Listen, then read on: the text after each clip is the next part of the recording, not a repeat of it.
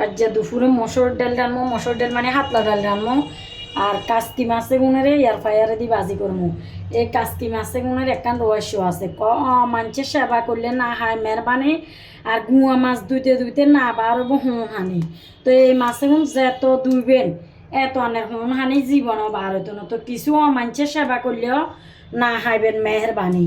তো অঙ্গা এবার মসুর ডালের রাজ্যা মাছ ভাজি কার দুপুরে কি রান্না অবশ্য কমেন্টে জানাইয়েন। তেল ছাড়া স্বাস্থ্য সচেতন খানা খাইতে হলে এয়ার ফায়ারে বাজি করতে হইব। যেহেতু এয়ার ফায়ার আনছি, আবার তেল কিনলে লাগাইতাম। তো অঙ্গা এয়ার ফায়ারে দিয়ে দেখা যাক কিচ্ছু হয়। তবে আজ প্রথম দিয়ে চালু করে দিলাম এয়ার ফায়ারে, দেখা যাক রান্নার ঘরে দেখামো কিচ্ছু হয়।